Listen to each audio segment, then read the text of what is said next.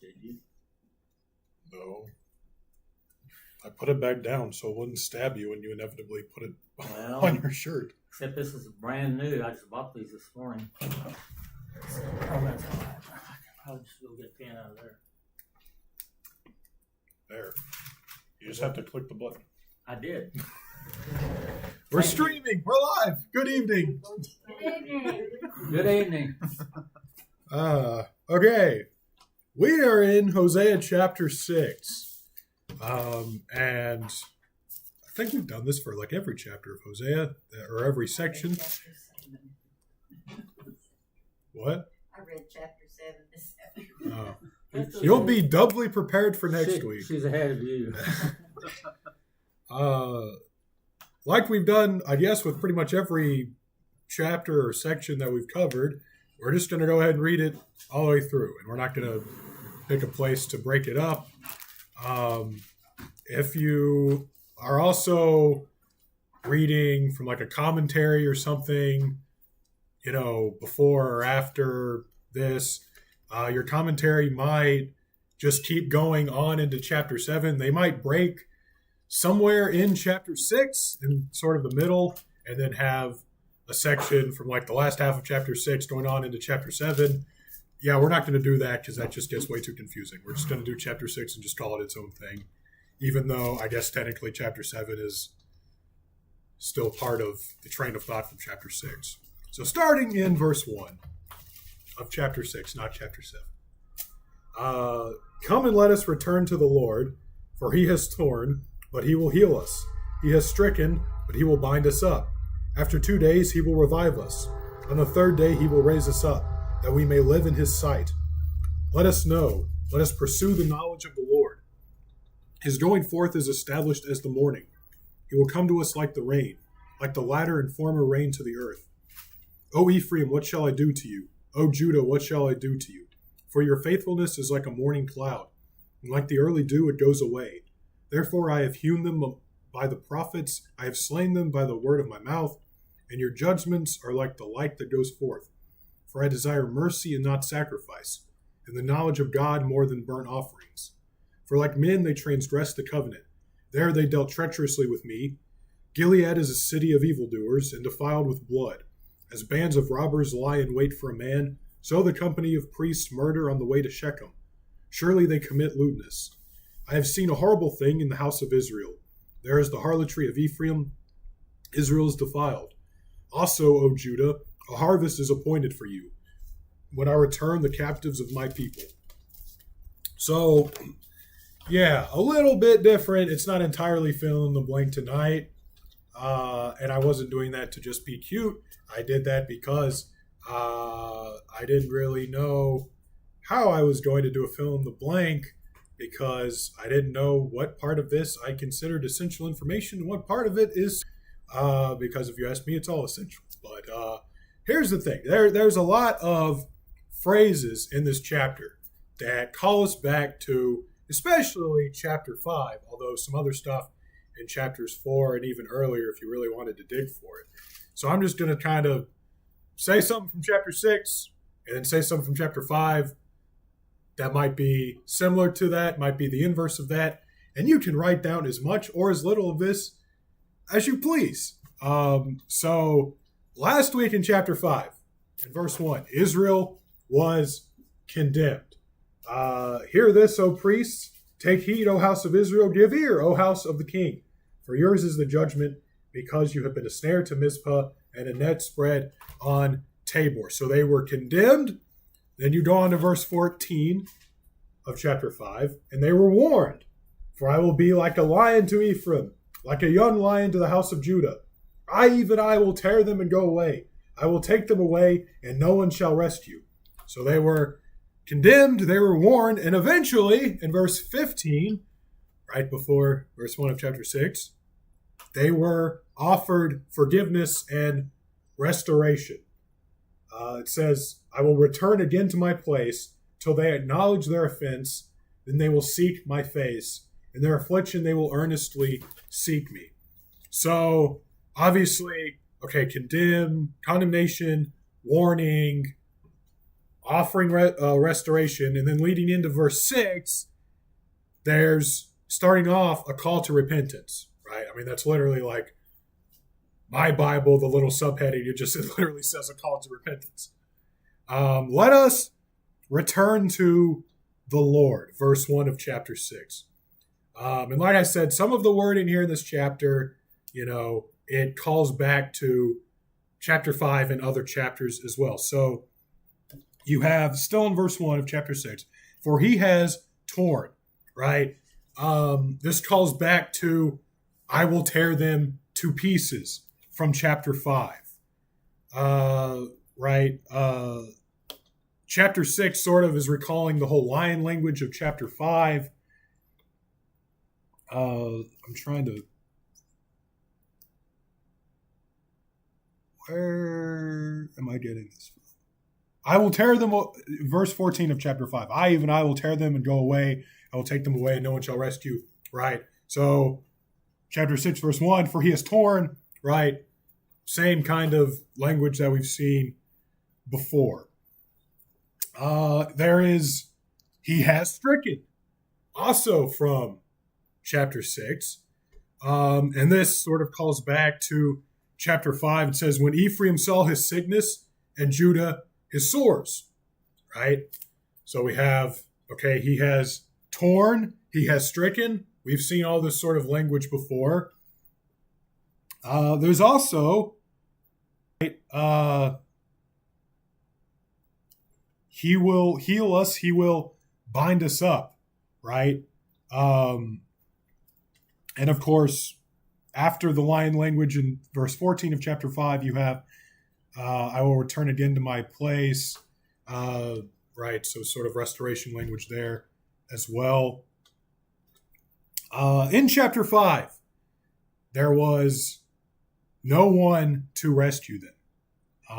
And it says, right, I will take them away, I will, and no one shall rescue. Now, right, on the third day, he will raise us up. So you see a lot of the inverse of stuff that's happening in chapter 5 coming into chapter 6. Going back to chapter 4, you have the priest who rejected the knowledge of God. God says, right, because of this, I reject you as my priest. Well, here in chapter 6, it says, let us pursue the knowledge of God, right? Also in chapter 4, in addition to the priest rejecting the knowledge of God, it also just says that the general people, it says, my people are destroyed from lack of knowledge. And then here, the call to repentance is, let us return to the Lord. And then also verse 3, let us pursue the knowledge of the Lord. Chapter 5, God promised to pour out my wrath upon them like a flood of water. Well, here in chapter 6, it's not judgment with water. It's, right, God will come to us like rain. So it's a blessing with water. Again, sort of the inverse of chapter 5. So, right, how intentional these are, I don't know. But, I mean, there is sort of the same language being used, but a reversal of it, right? I will be like a lion, I will tear them. Well, he has torn, but he will heal us up, chapter 6. Chapter 5, right?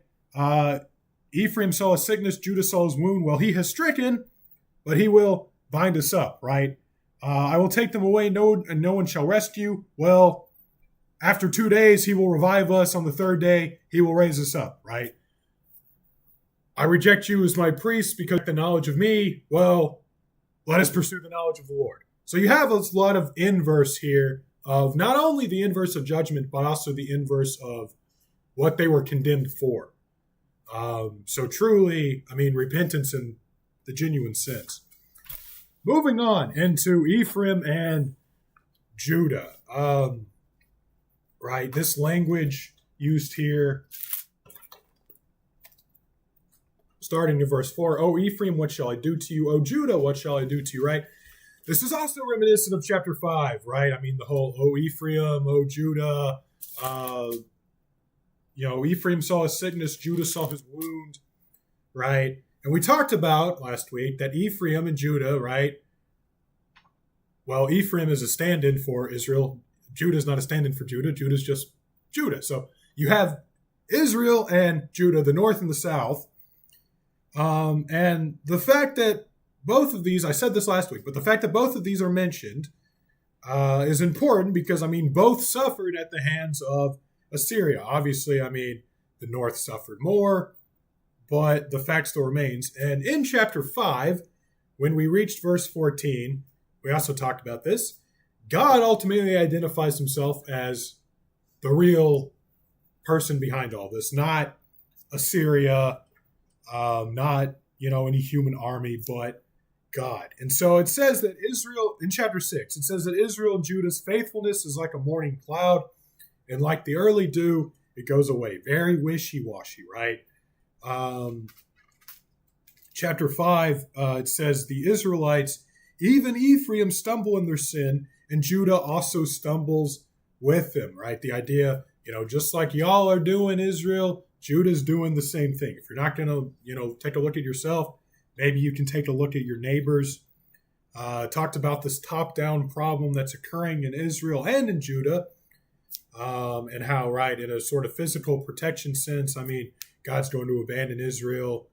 Also, spiritually, in a sense, right? And then here is sort of your fill in the blank. Just as both kingdoms rebelled against God, chapter 5, verse 5, the pride of Israel testifies to his face. Therefore, Israel and Ephraim stumble in their iniquity. Judah also stumbles with them. So just as both kingdoms rebelled against God, and both kingdoms were punished by God, verses 13 and 14, that's the sickness and the wound and the lion tearing into Ephraim and Judah. Will both kingdoms return to God? That is the big question of the day. Right? They both rebelled. They were both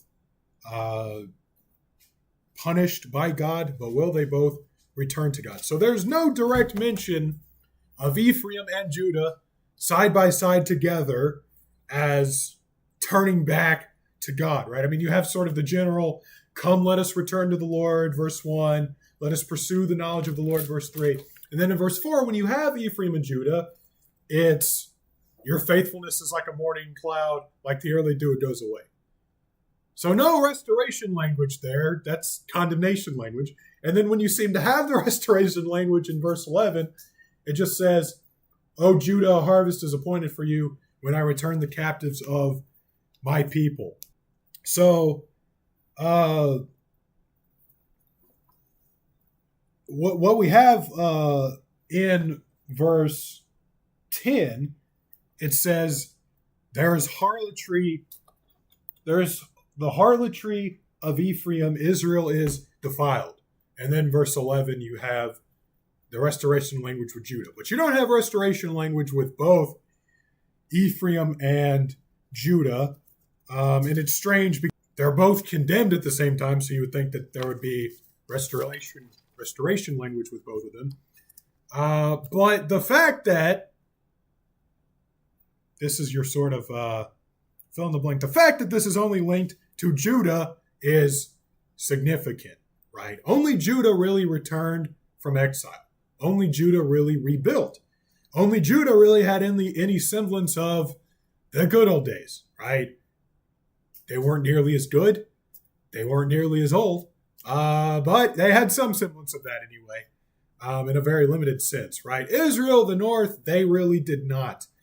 They didn't return in large numbers. There wasn't any sort of official proclamation ever really given like there was with Judah, where they came in and said, you know what, y'all can go back, rebuild your walls, rebuild your temples, do that kind of thing.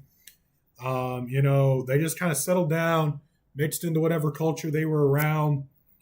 And that was pretty much that. Some people did return. There were some, there was always sort of a faithful remnant that, was sort of spared the worst of it. But on the whole, that's kind of where you're at historically with the northern tribes. Judah, however, they did return. Not all of them did, but, quite a big, coming back to the land of Judah that occurred. And, several commentators, they don't necessarily see or emphasize this as, only referring to Judah. They sort of see both instances as interchangeable. You have the condemnation of Ephraim or of Israel in verse 10. There's the harlotry of Ephraim and Israel's defiled. And you have the restoration of Judah in verse 11. Also, Judah, a harvest is appointed for you when I return the captives of my people. And a lot of commentators will just see that as sort of, interchangeable. Well, Ephraim and Judah are wicked. Judah and Ephraim, there's going to be a harvest and a return. I don't really see it. I mean, I think the language is being specific like that for a reason. Also, like I said, historically, there is the reality that only Judah really had a big comeback from exile. And there are commentators who do agree with me that, this is specific to Judah for a reason. This is a pretty lengthy quote, but I think it's really good. Basically summarizing this. It says, Judah was entangled in the sins of Ephraim. We saw that, right? Judah too stumbles with them from chapter 5. And like them was going to be punished. The suffering and chastisement were the condition of healing and restoration. But whereas the destruction of the kingdom of Israel was final, and they were no more to be restored as a whole, God, who loves mercy, conveys the threat of impending punishment under the promise of future mercy. He had mercies in store for Judah, yet not until after captivity, when he again should own them as my people. So, again, you have, Ephraim and Judah, verse 4, condemnation language. You don't have restoration language with both Ephraim and Judah together. You have another condemnation of Ephraim in verse 10, and then restoration language applied to Judah in verse 11. Make of that what you will. I think that that's probably intentional. Moving on. Condemnation by the prophets. So sort of after, rhetorically, of course, asking, what am I going to do with you, O Ephraim? What am I going to do with you, O Judah? God says he has hewn them by the prophets. The NIV says, cut you in pieces. Going on, I have slain them by the words of my mouth. And then you have, your judgments are like light that goes forth. Literally, it's not your judgments. It's let me find it. The judgments that go on you. So your judgments in the sense of you are being judged, not the judgments that you are doing. In verse 4 of chapter 6, what am I going to do with you? What am I going to do with you? It says, Israel's faithfulness is here today and gone tomorrow. Very wishy-washy. In verse 5, God condemns Israel through his prophets. And what's interesting is that the condemnation, it's not another list of transgressions. Look at the first 5 verses of chapter 5. It's condemnation just like this here, verse 5 of chapter 6. But it's a long list of things they did wrong, right? You've been a snare to Mizpah. You've been a net to Tabor. Right? Israel is defiled. You commit harlotry. They do not direct their deeds toward turning to the Lord. The spirit of harlotry is in their midst. Israel and Ephraim stumble. Judah also stumbles with them, right? It's sort of a list of, okay, here's all these things that you did wrong, and because of this, all this doom and gloom and destruction is going to come upon you. Here, right, you have, oh, Ephraim, what am I going to do with you? Oh, Judah, what am I going to do with you? Y'all are wishy-washy. Your faithfulness, it's like the dew in the morning. It's here for a little bit, and then it goes away. And then you get to verse 5, and, right, they're cut to pieces by the prophets, and they're slain by the words of my mouth. These are essentially the same thing, because a prophet speaks the actual words of God, right? This is why it's sort of something that you really need to think about. And I'm not going to get into the whole debate of like, what of the gifts of the Spirit are applicable or still around today? because that's like a whole nother discussion, and I don't really care. But this is something that you need to think about before you throw around terms like that lightly, because the difference between me and Lester is that I don't claim to speak directly on behalf of God, right? Not in the sense that, like, the Pope can claim to speak on behalf of God. And what they mean by that is that these are the actual words of God. And, if he says something that's whack and you say, hey, that's whack, you're essentially disagreeing with God himself. That is sort of what a prophet does, biblically anyway, actually speaks the words of God. So these are sort of interchangeable. The whole, right, I've cut them to pieces by my prophets, I've slain them by the words of my mouth. It's all sort of the same thing. And the words of his mouth obviously came to the people through the prophets. That being said, right, this is all sort of summed up by I desire mercy and not sacrifice, and the knowledge of God more than burnt offerings. So we don't see this long list of here's all the things you did wrong, because we've already had that in chapter 5. What we have is, right, they're condemned by God's words, which the prophet brought. And what God is saying is, hey, I don't care about your sacrifices. I don't care about your burnt offerings. What I care about, what I desire is mercy and the knowledge of God, right? Which they clearly didn't have, because we've already talked about that. Right, and we've covered this before. Micah 6, verses 6 through 8 says, with what shall I come before the Lord and bow down before the exalted God? Shall I come before him with burnt offerings, with calves that are a year old? Will the Lord be pleased with thousands of rams, with 10,000 rivers of olive oil?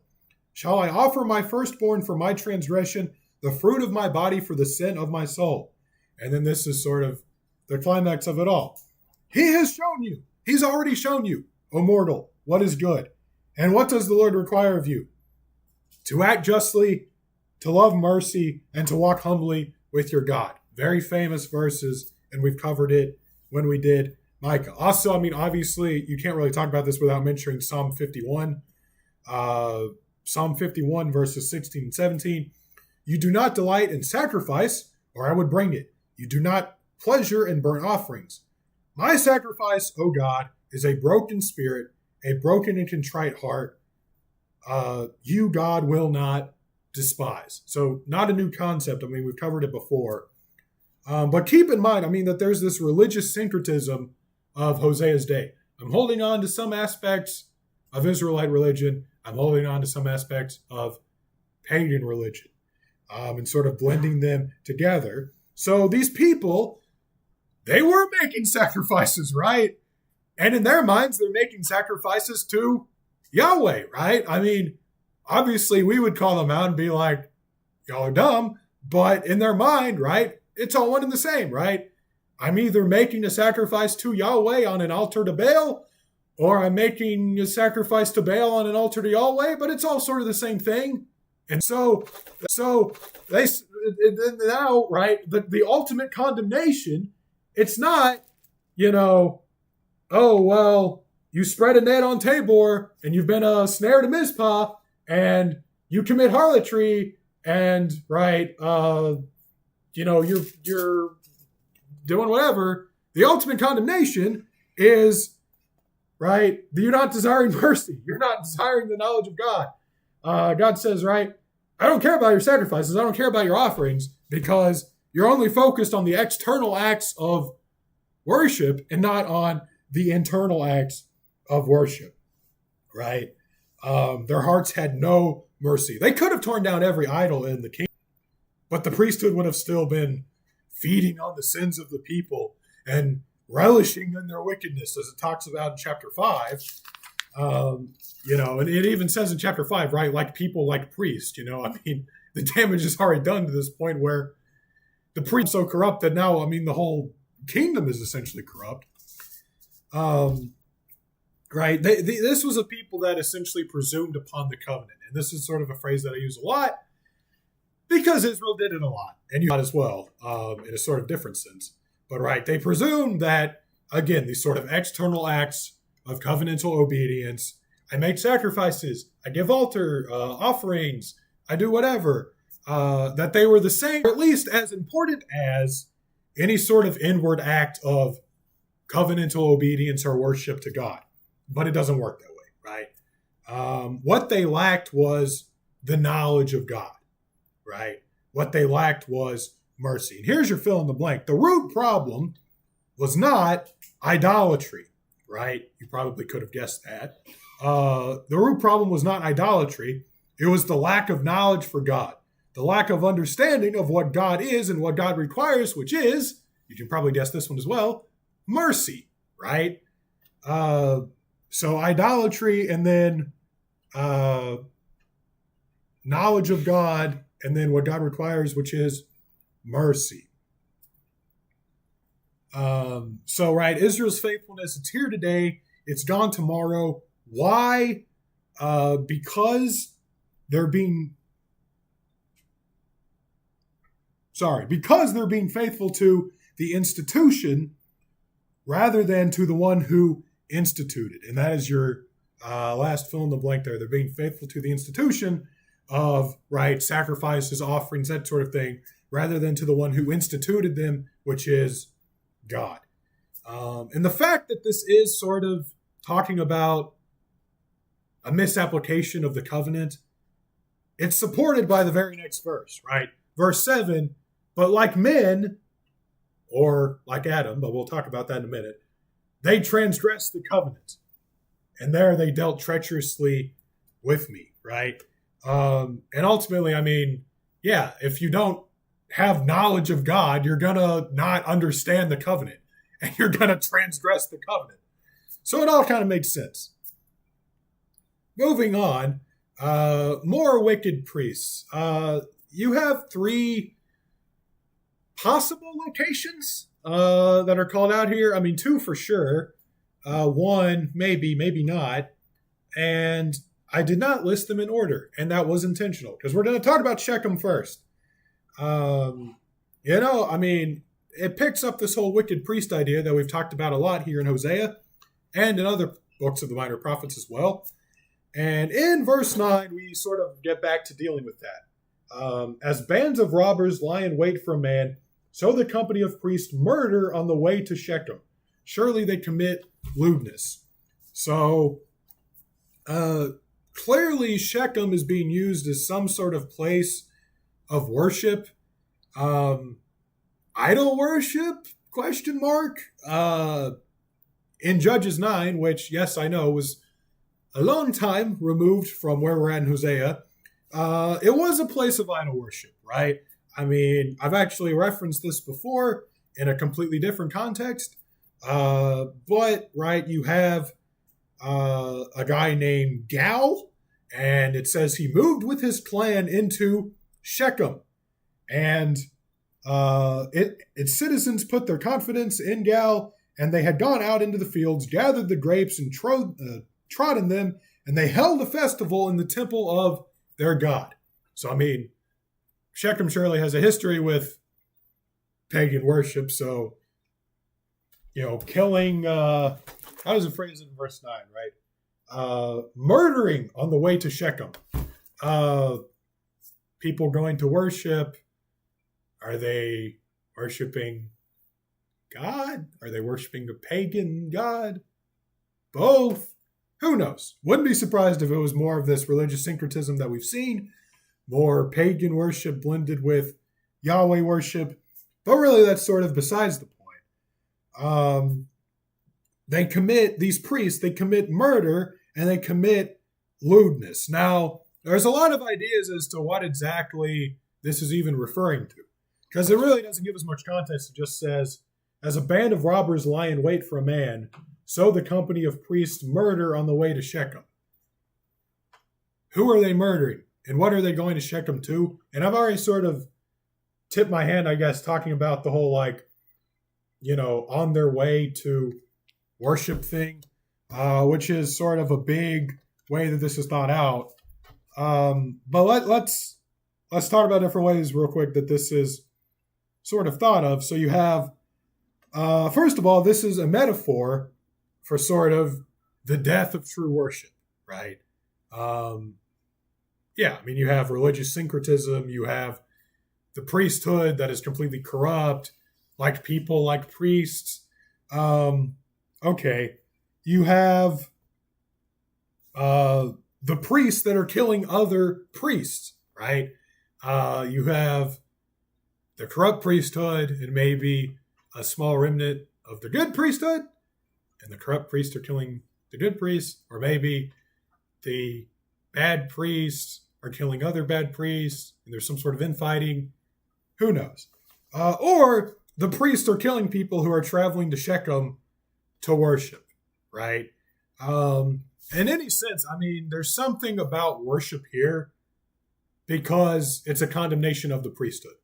Whether it's killing people on their way to Shechem to worship, whether it's killing other priests, or whether it's a metaphor for the death of true worship, it has something to do with worship because it's calling out the priest here. But, I mean, the fact that this is, or could be metaphorical, it's not just scholars making assumptions about things, because it would actually make a lot of sense for Hosea to use sort of the language of murder to make a point here, because Shechem is where the original priest Levi essentially committed mass murder. If you go back to Genesis chapter 34, you have Dinah, who was Jacob's daughter, and she was raped by a guy named Shechem. Shechem is also the name of a town, so it gets a little confusing. And the guy Shechem lived in the town of Shechem, to make it even more confusing. But the guy named Shechem got Jacob's daughter, raped her, and then wanted to marry her. But Dinah's brothers found out about this, and so they said, okay, we'll let you marry our sister if you and all of your people agree to be circumcised. And they're like, okay, we'll do that. So they all go and commit self-circumcision, and it says, while they were still in pain, two of Jacob's sons, Simeon and Levi, again, first priest, Dinah's brothers took their swords and attacked the unsuspecting city, killing it. They put Hamor and his son Shechem to the sword and took Dinah from Shechem's house and left. The sons of Jacob came upon the dead bodies, looted the city where their sister had been defiled. They seized their flocks and herds, donkeys, and everything else of theirs in the city and out in the fields. They carried off all their wealth and all their women and children, taking as plunder everything in the houses. Then the Canaanites and the Perizzites, the people living in this land, then Jacob said to Simeon and Levi, you have brought trouble on me by making me obnoxious to the Canaanites and Perizzites, the people living in this land. We are few in number, and if they join forces against me and attack me, I and my household will be destroyed. So to sum all that up, yeah, you have the first priest who commits mass murder and kills all these people and takes all their things and kills all their livestock. And it's in a town called Shechem, and also involves a guy named Shechem. Levi murdered the town of Shechem. So Hosea is likely intentionally using the language of murder.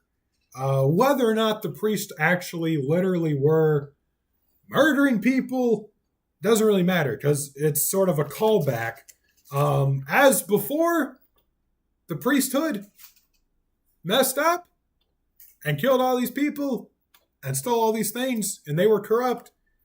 So too now is it the corrupt. Levi at Shechem did a bad thing, killed a bunch of people, stole a bunch of stuff, right? The Levitical priesthood in Hosea's time, it says they murder on the way to Shechem, right? Again, probably intentional. Whether or not they actually were murdering or not, and whether or not this even ever happened at Shechem, is sort of besides the point. We have potentially similar callbacks that occur with Adam and Gilead. So verse 7, but like men, they transgressed the covenant. Well, man, Adam, it's the same word in Hebrew, so just translate it out as Adam instead of as man. And the NIV actually does this. And it literally translates it as at Adam, but then it will footnote it and says, or like Adam. And I mean, Adam is supposed to be a place because it says, there they dealt treacherously with me. So like the New King James, it just says, but like men, they transgressed the covenant. There they dealt treacherously with me. It reads confusing like that for a reason, because it's probably not supposed to say men. Right. And again, the emphasis here is an intentional callback to the first man that transgressed the covenant, which was Adam. Different time.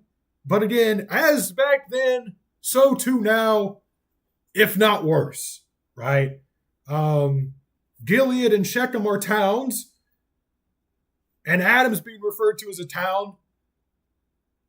That doesn't make any sense. Well, actually, Adam is a town. It doesn't get a whole lot of mention in the Bible. Gotta have to dig out the Bible dictionary for this one, maybe. But, right, Adam is a town, and there's not really any sort of biblical instance of Adam doing anything wrong.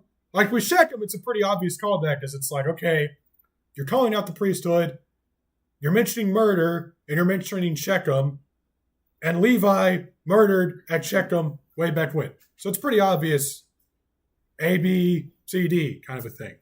Here, it's a little less obvious, because you have man and then making it read like a town. So maybe it is a town, which there is a town in the Bible called Adam, but they didn't really do anything that bad, or at least it wasn't recorded. But a scholar has written, right, and as much as there were shrines throughout Israel at the time of Hosea, we shouldn't be surprised if the town of Adam would have had a shrine. So it's kind of one of those, we don't really know. Was there like a big idolatrous pagan shrine, temple, altar, whatever, in the town of Adam? Was there not?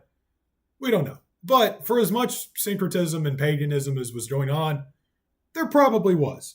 But that same scholar points out the prophet is making a pun off of the name and the town, right? The name of the original transgressor of the covenant, right? Regardless of whether or not the priests were literally murdering in Shechem, it's sort of the same here, right? Regardless of whether, the town of Adam was, dealing treacherously with me and transgressing the covenant, is kind of besides the point, because he's still making a callback to Adam, the person who originally transgressed the covenant. Again, different covenant, but still. Then we get to verse 8, and this is where we have Gilead. It says, Gilead is a city of evildoers and defiled with blood. So, verse 8 is literally foot trafficked with blood, or stained with the footprints of blood. And it might be footnoted in your Bible as such. The root word for footprint is the same root word for Jacob. And in the life of Jacob, Gilead appears, Genesis 31:25, and overtook him. So, the same scholar that I just talked about a minute ago, he writes, the Israelites have taken on the worst characteristics of Jacob. This one is a little bit of a stretch. I don't know, like, the Shechem thing seems pretty obvious to me. Even the Adam thing I can buy as a callback to Adam. The Gilead thing, it just seems like we're stretching at this point. I'm not saying that there isn't some sort of callback in mind. I just don't know that that's it. Make of this what you will. Right. Definitely, like I said, Shechem is a callback. Likely with Adam, there's a callback there. And then possibly with Gilead, I don't really know. But again, the idea is as before, so too now, right? Like Adam, the man who transgressed the covenant, the town of Adam transgressed the covenant and dealt treacherously with me. Like Levi at Shechem murdered, so too now the company of priests murder on the way to Shechem, right? As Jacob, was a jerk to Laban, so too Gilead is foot trafficked with blood, right? As before, so now, if not even worse. So anyway, kind of did that out of order because we didn't end talking about verses 10 and 11. But when we hit verse 4 that mentioned Ephraim and Judah, I wanted to go ahead and just jump into 10 and 11, which also talked about Ephraim and Judah. But anyway, the chapter does end on a positive note, even if we didn't necessarily end on a positive note. Any questions or any blanks or anything I need to go over here? My last blank, I didn't get it. The last actual blank. So they're being faithful to the institution Got that. rather than the one who instituted. Didn't get that. There we go. So the institution is sacrifices. The one who instituted it is God. In other words, it was a bloody mess. Yes. As I like to say, we're no strangers to biblical depression. No. Doom, gloom, judgment, death. Misery, iniquity, blood, etc. Yeah, I don't know. It's when you're doing it like week to week, it can almost get kind of that way. But, if you were to read the whole thing in one sitting, you can see the encouragement baked in there. But if you're just sort of 1 week at a time, it can almost seem very depressing. And those that received the prophecy probably had it all at one time. Yeah. Or very, very all close connected. together anyway. Yeah. All right. Well, then I will pass it off to Lester.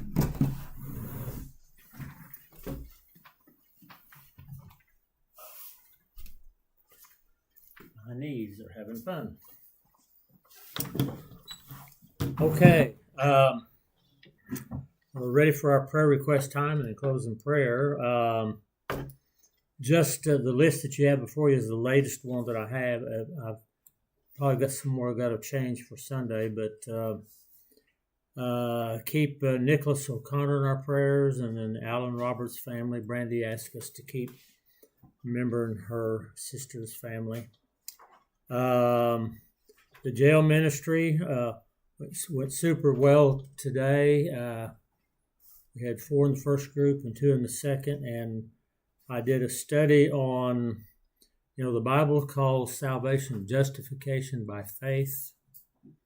I did a study on justification by death, bringing out the reality that so many people think that to go to heaven, what you have to do is die. And, we've all been around people, funerals and things like that, and they say, well, they're in a better place. Not all of them, and the lesson was really about the assurance of salvation, getting around the false ideas that deal with what it takes to go to heaven. So we had a very good discussion in both groups, and they really needed to hear that today. So just keep praying for them. Brandon Cherry's still over there. Keep him in our I have prayers. an update on him. Okay. He's getting 6 years and has to serve 85% or 5 years. He has served almost 1, so 4 to go, possibly less. He texted Tammy right after court, said he is fine, and asked me to keep the faith and stay strong. Tammy and what's her husband's name? Eric. Have Remy full time again. Oh. They're working on guardianship now, and then they will adopt him. Long story, but an older female convinced his dad to possibly move to Florida, and we asked that Remy stay because he has not known her very long. So God is stepping in and carrying me through. I'm blessed to have prayer and support from you all. Thank you. Wow. The stuff that can... cramping their traveling plans. Yes. That's true. You work all your life, retire to travel and everything, and then life changes. Yes. Sometimes the grandparents don't get them. That's true. I think they will. Probably, I would think with all the situation and everything, they probably Because would. they've had partial custody of him before, haven't they? Well, I know they had him. I'm not sure about the custody part. But... I'm not sure either. Okay, I just don't know who else they would Well, give he'll him have to. to be going to school here before long, and that means they won't be able to travel Yeah. unless they're Right. homeschooling or something. I would guess probably next fall he needs to be in pre-K. probably. He's about that old, isn't he? About 4? Yeah. Going on 5. So keep them in your prayers. Okay, yes, pray for them definitely. And then the Wilsons, keep them in our prayers. And Joe Higgins, maybe they'll find out something on him pretty soon. And Frank Evans, I haven't talked to him again lately, but I think he is out of the hospital now and in a rehab place, is what I heard Monday. So I'm thinking that's true. My brother, Dennis, pray for him. I called him today. Well, he called me. I was on my way to jail, and I said, well, I'm on my way to jail. I said, you want me to call you back? He says, no. Then there is a possible jail situation with him pending. And I won't go into all that, but just keep him in prayer. Landon, any word from him? He's still alive, as far as I know. Okay. I haven't Well, talked to him. you need to talk to your brother. He sent me something, but it had nothing to do with his mission trip. Ministry, So okay. it's just- he sent me a picture of someone that someone that we both knew, and he said, "Man, this guy really turned out to be a weirdo, didn't he?" So Oh, okay. I don't have an update on his.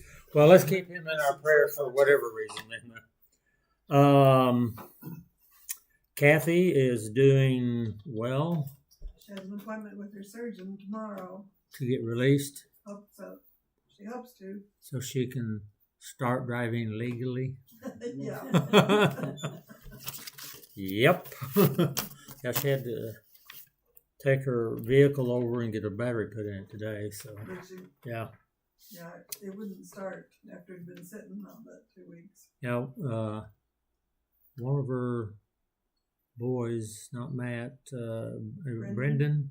I think Kyle, I think it's Brendan, and he told her to get a battery, so she did. Does she not have one of those cars where you can push a button and it starts?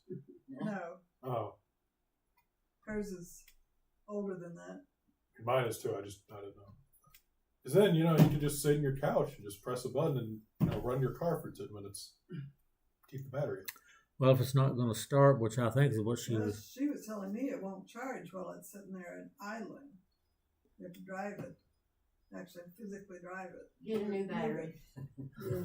But anyway, Yeah, that should solve her problem. she got a new battery, so she's good to go. Keep Israel and Gaza.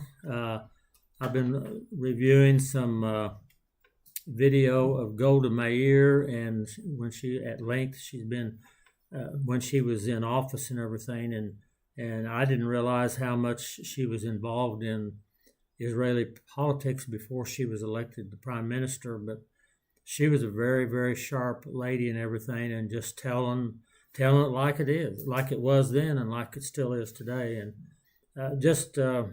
we just pray for that situation. And then Ukraine and Russia, it just goes on. Any unspoken requests anymore? Okay.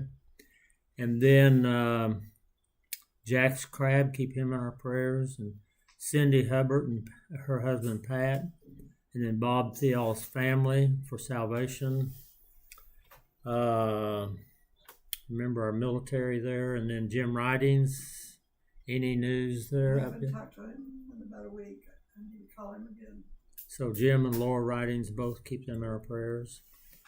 Janet Coates, she's somewhat stable, but they're just having to, seems like they're having more things keep coming up and they're having to test for them and all that. But just keep them in our prayers because I know it's been a very rough go. And sometimes you come to the point where you just want to give up. Leslie Ames and family, and then Karen Ritchie. Adam Peters has a lot of health issues, and Roseanne Anderson with her cancer, and Bud Carrion is back in the nursing. Well, he was back in the nursing home, and then Monday, I think he had to go back to the hospital. He was dehydrated and talking out of his head and things like that, and so he was still in the hospital as of yesterday and probably this morning. So in Claremore too, the Claremore City Hospital.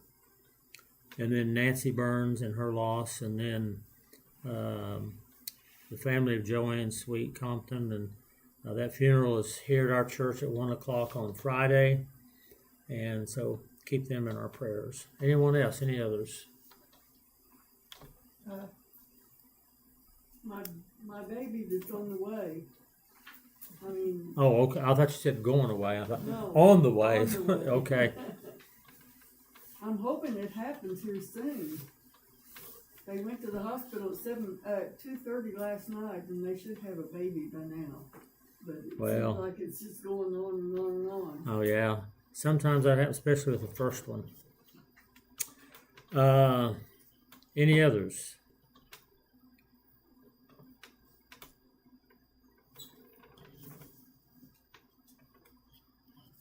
Let's pray for Vacation Bible School. Okay, yeah.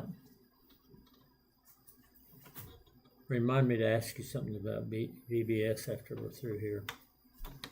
Please. Hey, you need to ask me something about VBS when we're through here. Okay. There, I remind Just you. say that after we finish. Anyone else? Anything else? Well, if not, let's go to the Lord in prayer and as we close this evening. Our Father, tonight we're truly thankful that we have come together this evening, and as we read the prophecies in the Old Testament and hear the things that were taking place and how you dealt with your unfaithful people. And Father, we know that everything you've done was for a purpose and a reason, that those people who would be called by your name might be faithful to you. And we know that over and over so many times your people Israel would go through cycles of being faithful and then unfaithful and then wretched in some ways. And we just pray now, Father, in our day and time that the people of Israel and the people who claim to be your people, Lord, that they would listen to your gospel and hear the gospel. And we know when that time is right that you'll bring a great revival among those people.